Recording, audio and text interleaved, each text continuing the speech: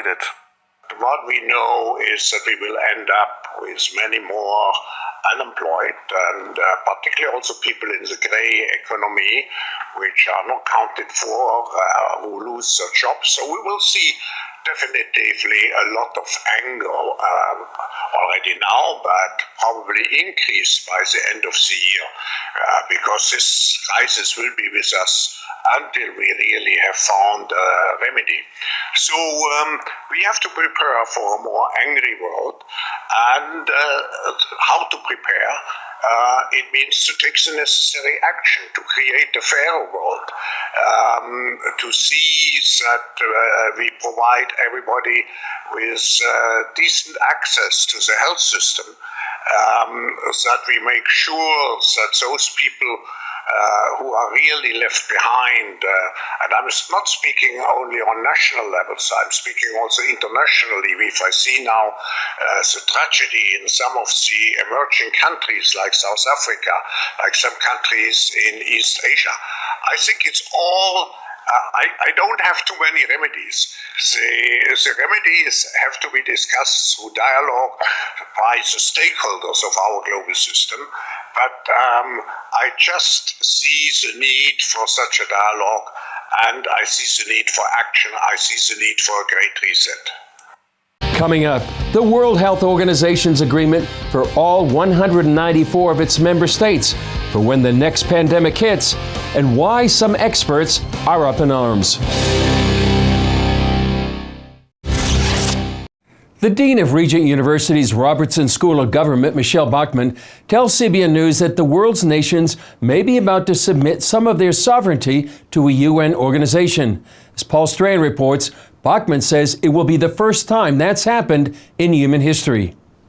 The attempted power grab described by Bachmann involves the World Health Organization, or WHO.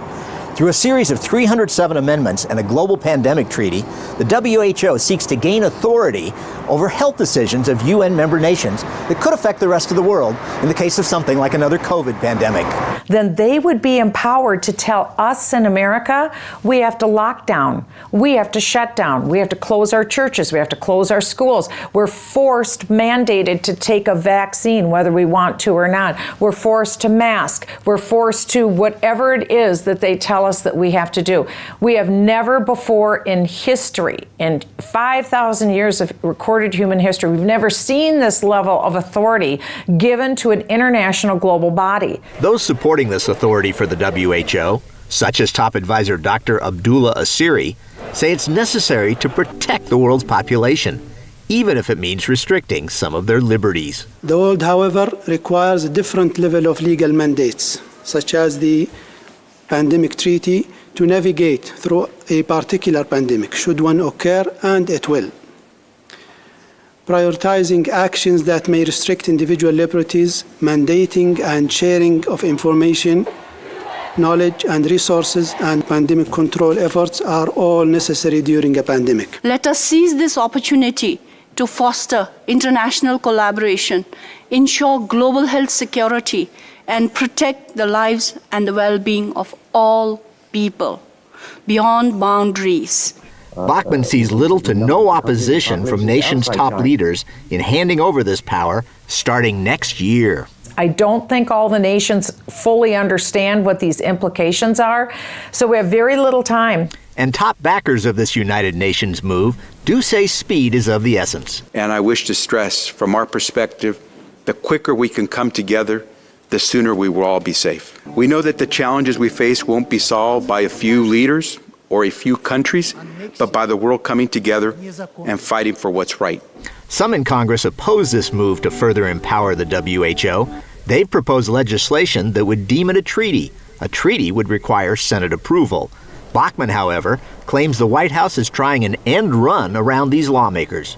The Biden administration doesn't plan to bring this treaty back to the U.S. Senate because they're using a subterfuge. They're calling it not a treaty, they're calling it an accord. And they're saying this isn't a treaty, this is just an accord, we can do this, we don't need the involvement of the U.S. government.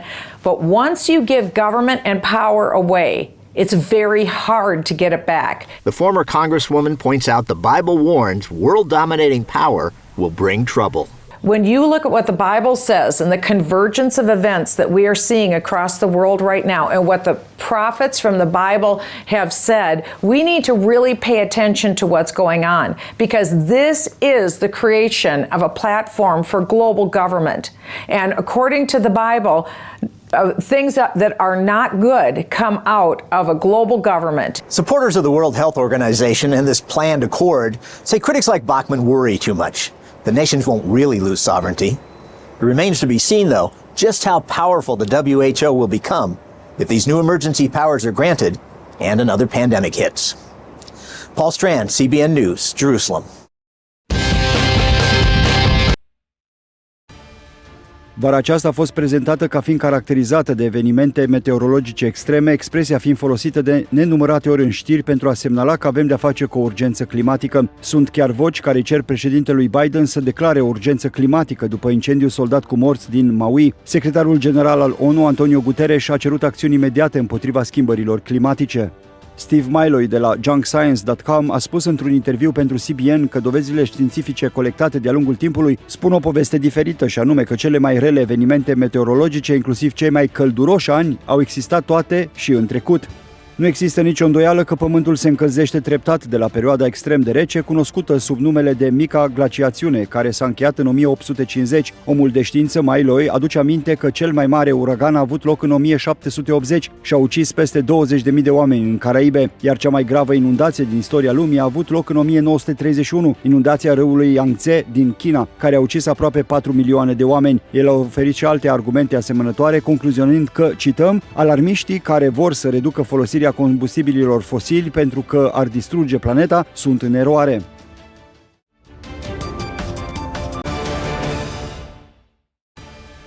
Titlurile recente din presa americană avertizează că administrația Biden se pregătește pentru o altă posibilă pandemie în toamna lui 2023. Casa Albă face eforturi pentru dezvoltarea unui nou vaccin COVID-19 care funcționează. 100 de universități solicită portarea de mască, un studio de la Hollywood reintroduce măsurile de distanțare socială, iar un district școlar din Texas a intrat deja în izolare.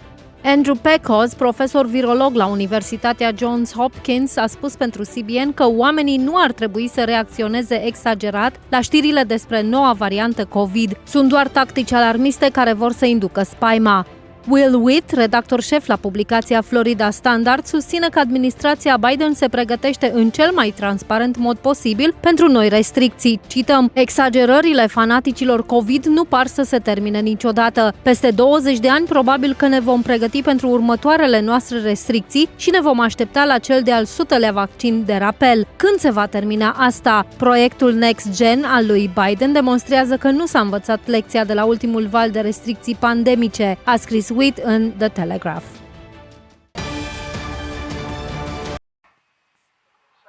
The president said in Tahoe that he had tentatively decided to recommend everyone get the new vaccine. When is he going to decide finally? So I think you've heard from the FDA and CDC. They've made an announcement on the new vaccine. So certainly they said that there will be an updated vaccine mid-September.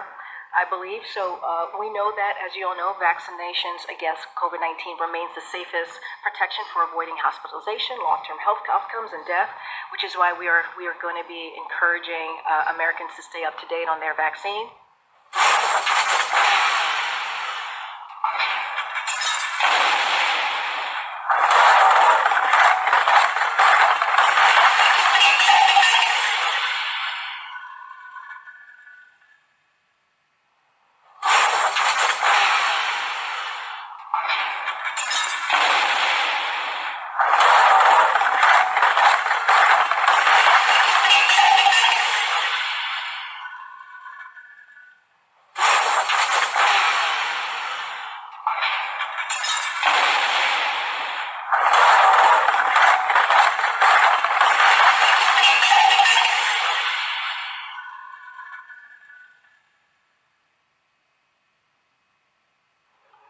The president said in Tahoe that he had tentatively decided to recommend everyone get the new vaccine. When is he going to decide finally? So I think you've heard from the FDA and CDC.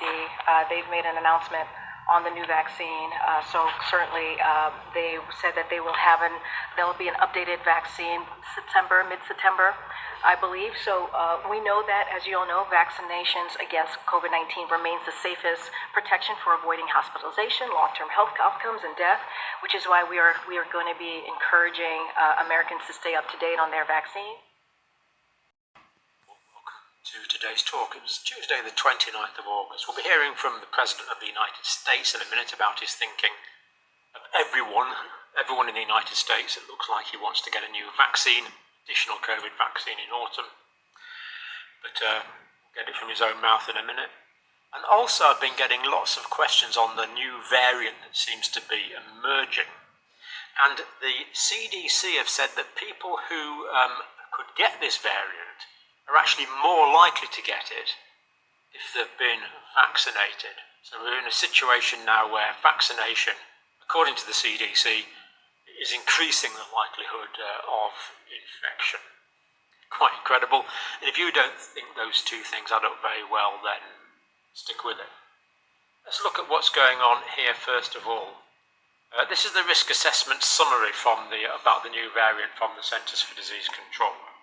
Now, the new variant under consideration is called BA.2.86.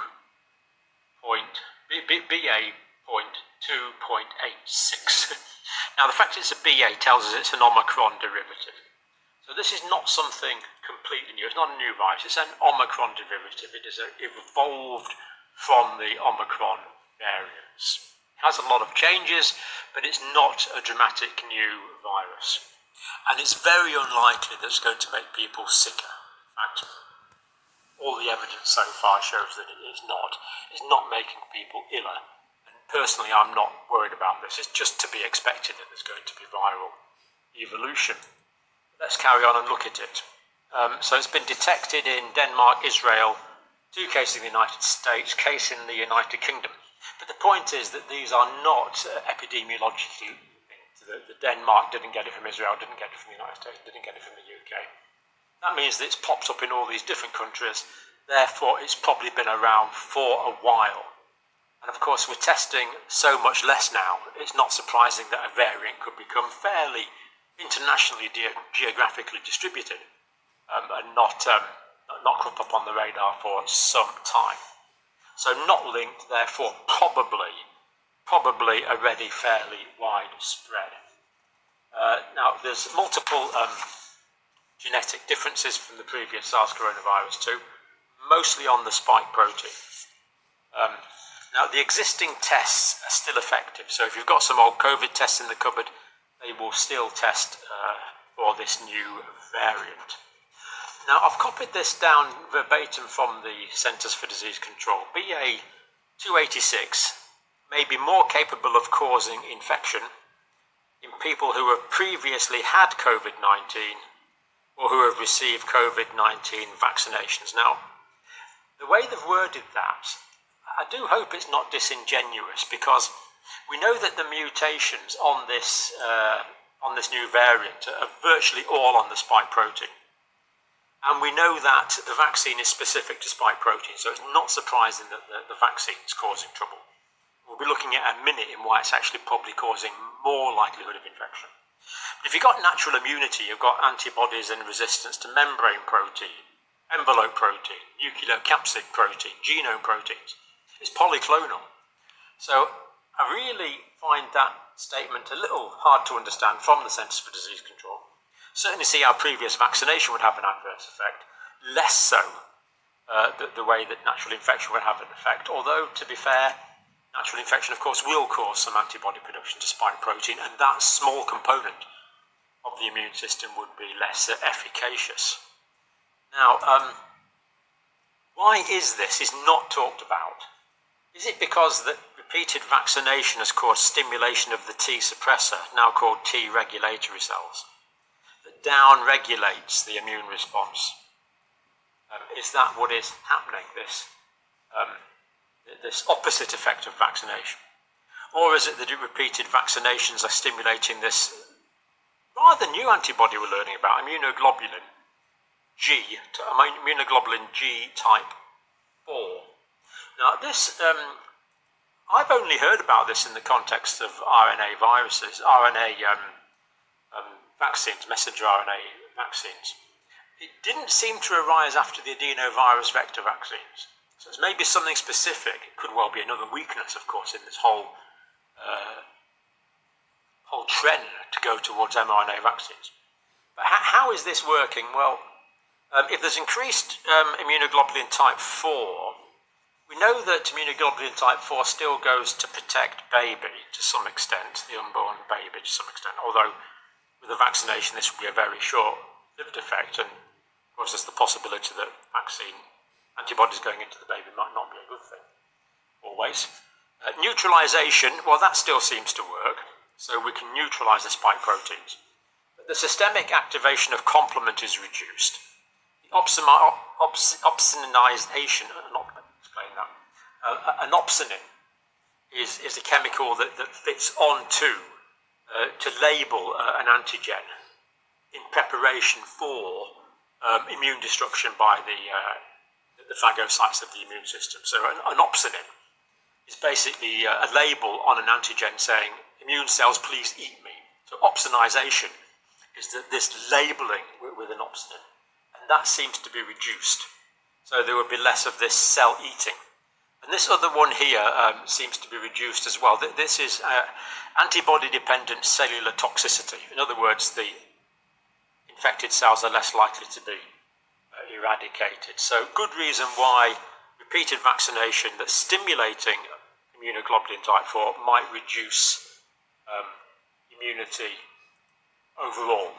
So it does make scientific sense that this could be happening as a product of an unanticipated consequence, I would say, of the RNA vaccines. No evidence that the new variant B286 is causing more severe illness. Wouldn't expect that because it's basically an Omicron derivative.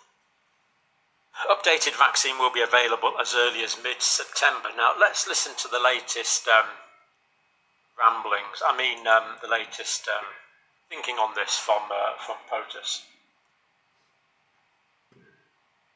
Tentatively, not decided finally yet. Tentatively, it is recommended that will likely be recommended that everybody get it, no matter whether they got it before or not. I signed off this morning on a proposal we have to present to the Congress a request for additional funding for a new vaccine that is necessary, that works. And tentatively, not decided. So there we go, President of the United States. Sorry, it's rather poor sound quality there.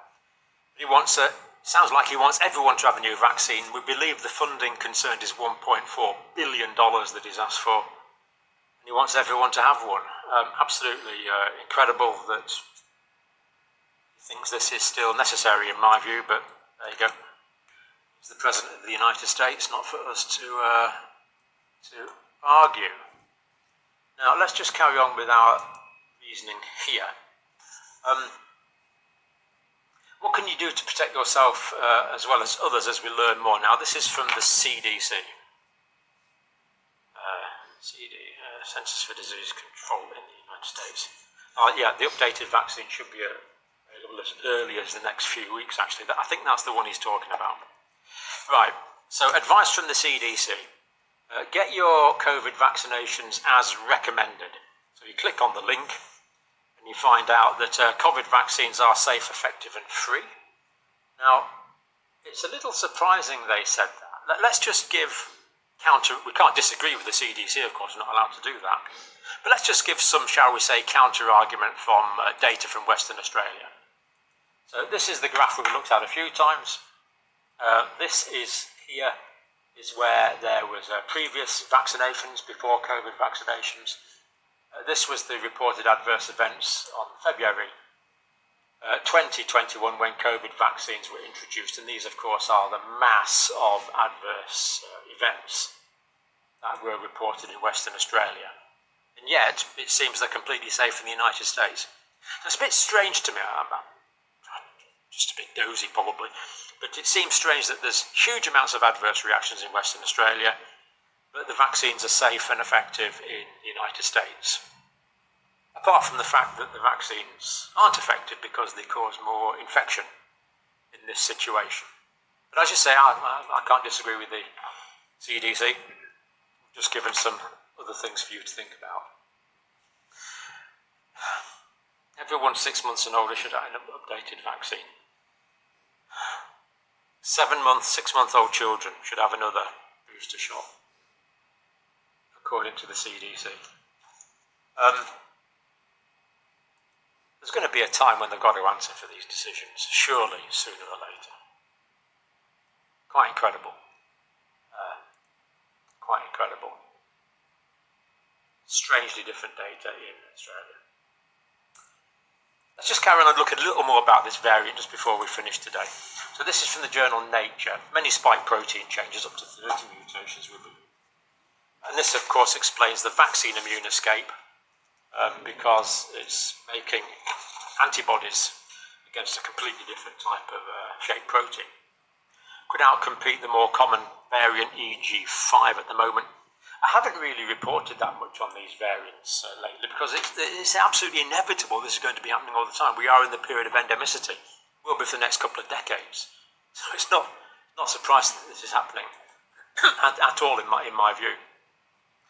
Latest COVID-19 booster vaccines are based on XBB 1.5, which, as we say, will probably become ineffective or may actually increase the likelihood of being infected with the new variant BA286. Now, let's just get, this is from the same journal, Nature. Jesse Bloom, viral evolutionary biologist, Seattle. This is in the journal, this is published in Nature. I don't think anyone needs to be alarmed by this. It's another Omicron. The most likely scenario is that this variant fizzles out, and in a month nobody other than people like me even remember that it even existed. If BA286 does become widespread and proves adept at dodging neutralizing antibodies, which it will do because of at least the vaccine antibodies, which seems to be likely on the basis of the spike mutations, other forms of immunity will probably stop most people from getting seriously ill if they are infected. So remember, the antibodies are just stimulating one very small aspect of the immune system, whereas natural immunity will be polyclonal and will give rise to protective cytotoxic killer cells and T helper cells and various other aspects, sensitized macrophages and phagocytes. There's many forms of the immune system, so good to see that Nature are quoting a scientist that's not worried about this. But there we have it from the CDC, a very stark admission that vaccination can increase likelihood of infection. Now, they do say that the vaccination, if you get a repeat dose, will reduce the risk of hospitalization. We could argue about that. But they do say you may be more likely to get infection, but of course you're only going to get sick if you get infected in the first place. So probably more likely to be infected if you've been vaccinated. And yet at the same time, advising further vaccinations. Ours is not to reason why, ours is but to report what the CDC says. And of course, POTUS. So it really is, I think Mr. Biden was probably reading a bit off script there, or not reading off script, so make of it what you will. I'm not going to comment further on that. But for now, thank you for watching. Can you say anything about the uptick of COVID cases and the new variant? Yes, I can. Matter of fact, I signed off this morning on a proposal we have to present to the Congress a request for additional funding for a new vaccine that is necessary, that works. And tentatively, not decided finally yet, tentatively it is recommended that, would likely be recommended that everybody get it, no matter whether they got it before or not. Well, welcome to today's talk. It's Wednesday, the 30th of August. Now, yesterday we saw President Biden announcing a huge new vaccine rollout, or he's going to attempt a huge new vaccine rollout for everyone over the age of 6 months in the United States. And today we see a similar level of panic from the UK government. Now, this is over the so-called Pirola variant, the B286.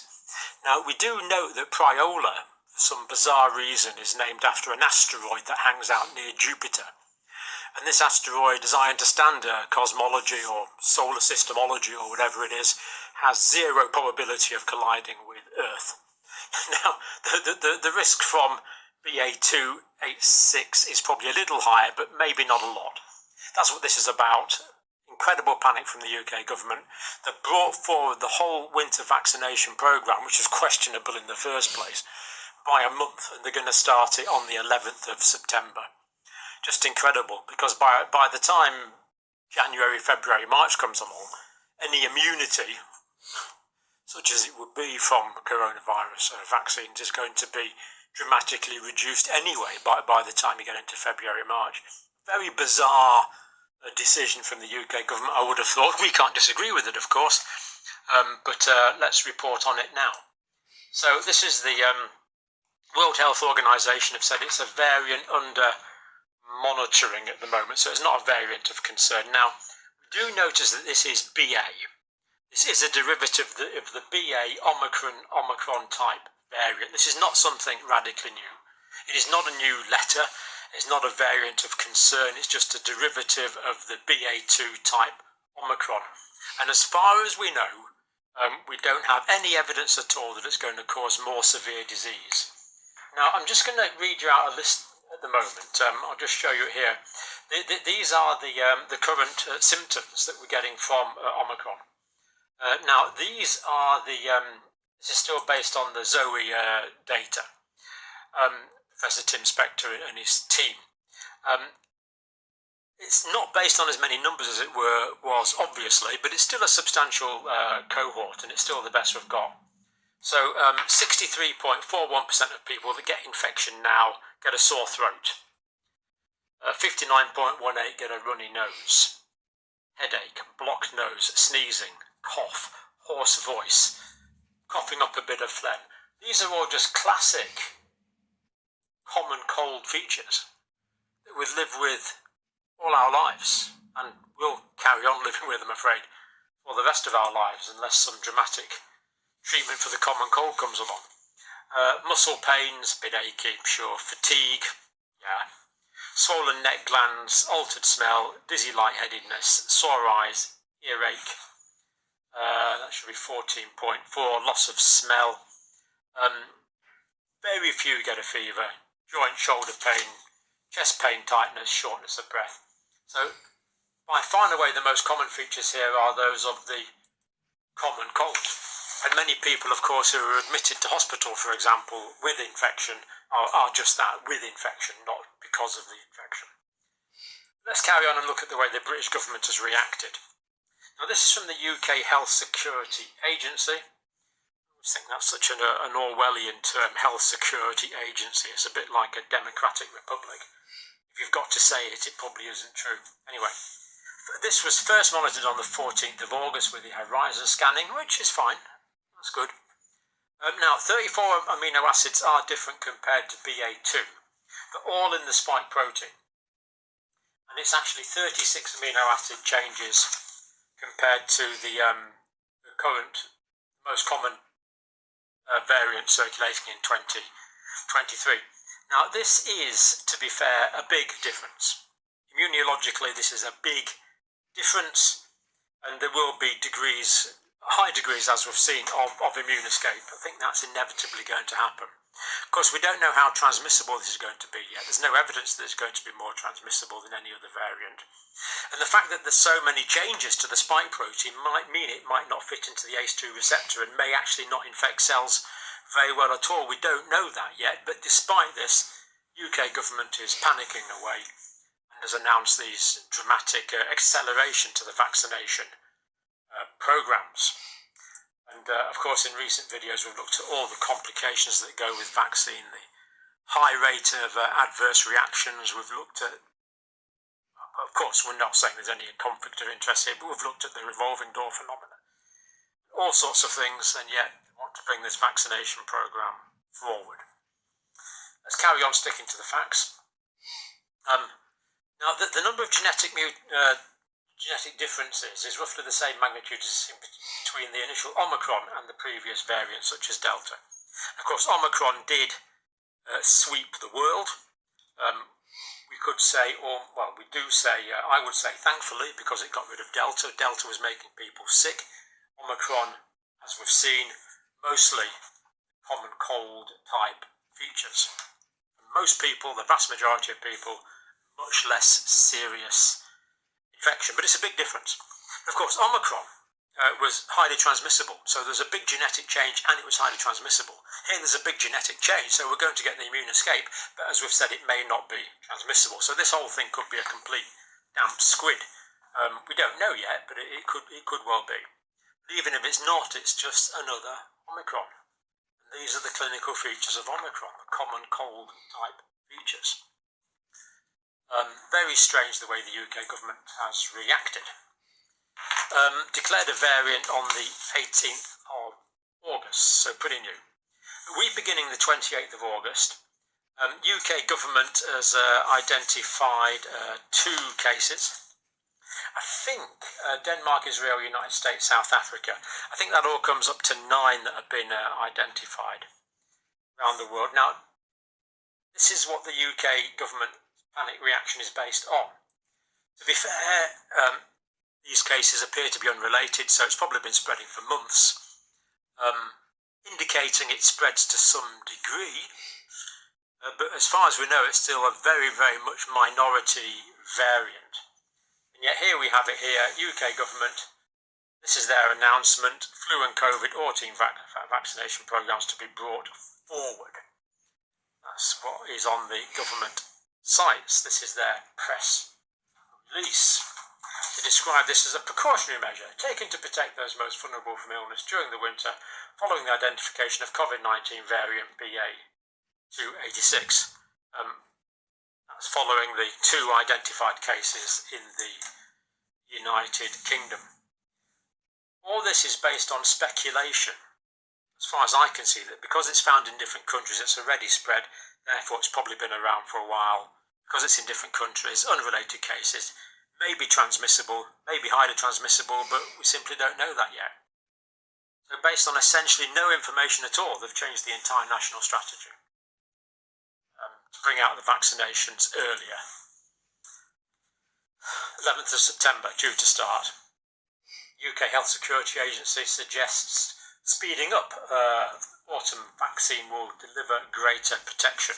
As far as I can see, not quite sure what evidence that is based on, because as we know, immunity will wane remarkably, any immunity that it does give will wane remarkably quickly, and any reduction in transmission will be completely negligible.